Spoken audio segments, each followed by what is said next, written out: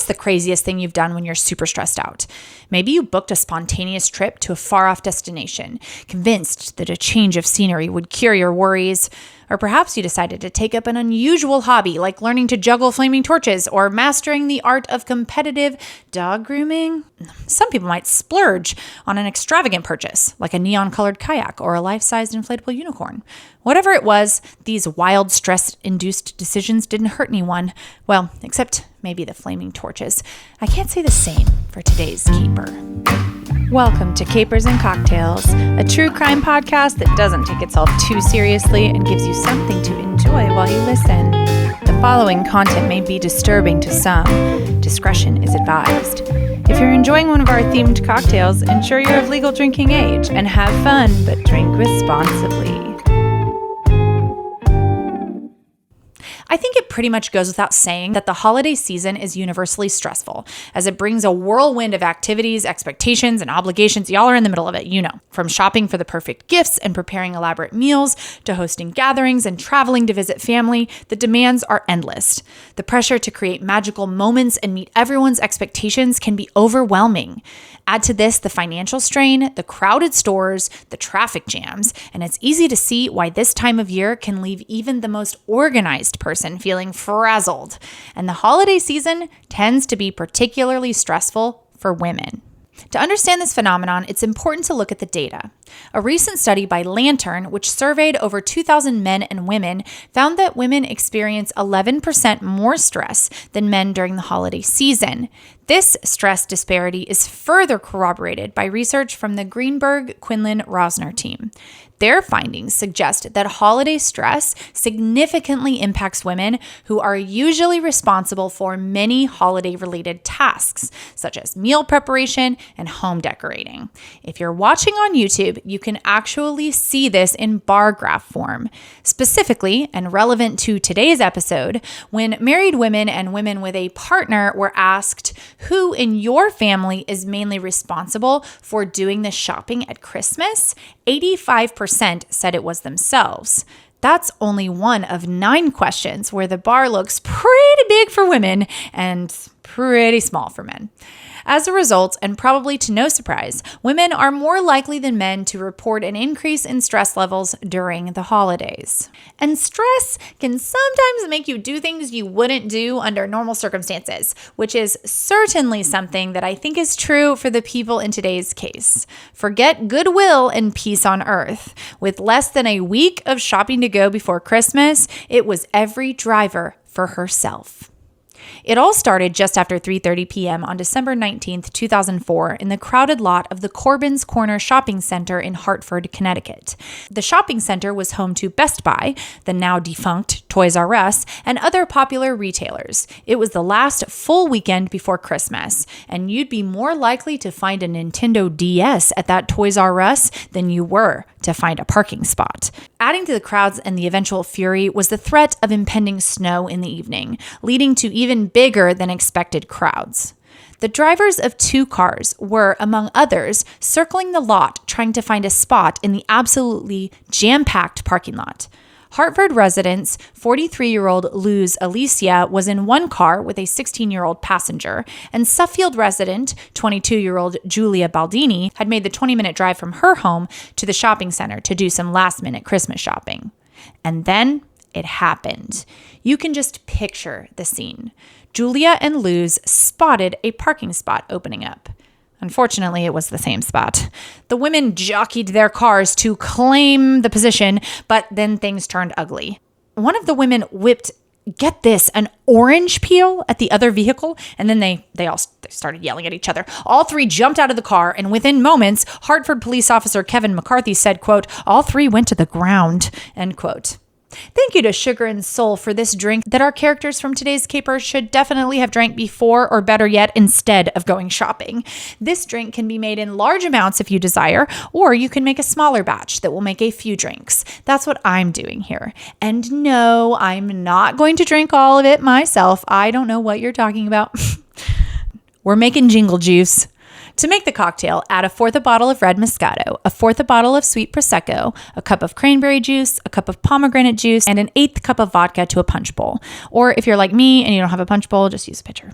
Stir it up well and served in sugar-rimmed glasses. If you want, add frozen cranberries and fresh rosemary as a garnish. For the mocktail version, add 1 cup grape juice, 1 cup club soda, 1 cup cranberry juice, and 1 cup pomegranate juice to your punch bowl and stir. Serve in the same way as the cocktail and jingle all the way stay home. Oh, and feel free to add an orange peel to the punch bowl if you want. Just put it in there gently, though. Don't chuck it like you're throwing it at a car. Police officer Kevin also said that for the 3 women brawling in the Corbin's Corner shopping center parking lot, quote, it turned into a little free-for-all. People get upset, but you don't expect them to get that upset, end quote. Thankfully, despite all the wrestling, no one was physically injured. Once the police showed up, all 3 women were charged with breach of peace and were scheduled to appear in community court a few days later. Yes, community court.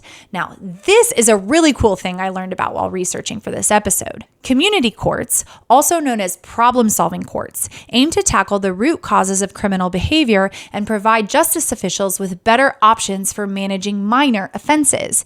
These courts introduce innovative methods for community engagement, apply evidence-based practices to connect offenders with suitable interventions, and use judicial monitoring to promote accountability and offer alternatives to incarceration. Opened in 1998 as the 3rd community court in the nation, the Hartford Community Court represents a joint effort between the Connecticut Judicial Branch and local authorities, such as the public defenders and the state's attorney's offices, to tackle quality of life crimes at the community level. The court encourages accountability among participants by combining court-supervised community service with individualized social services to address underlying issues contributing to criminal behavior. It is one of the few community courts in the U.S. with jurisdiction over citywide misdemeanor cases and also handles cases from 5 nearby suburban communities. And a crime like disturbing the peace for having a Christmas brawl in the middle of a shopping center parking lot was the perfect kind of case for community court. Police Chief James Strelacci advised shoppers to exercise patience and show goodwill to others competing for the same parking spaces. He emphasized the importance of maintaining a friendly attitude and understanding even in the crowded and often stressful environment of parking lots during busy shopping times. He would say, quote, "It's not worth ruining your holiday for a parking space," end quote. And while I don't know exactly what the outcome was for our holiday parking spot wrestlers, many participants in Hartford's community court are given sentences of court-supervised community service instead of jail time or fines. So it's probably safe to say that these ladies also received that consequence for their holiday hijinks. And if you want to keep your significant other from throwing an orange peel or worse at someone else over a parking spot, there are many ways to help the women in your life de-stress during the holiday season. The key is to find what works best for your situation. If your significant other is feeling stressed, one of the best things you can do is simply listen to her. Often, we start conversations just to talk without truly listening. During this time of year, giving your full attention and a listening ear can be exactly what she needs. By practicing active listening and focusing on understanding rather than responding, you can help reduce stress for the women in your life and show that you truly care.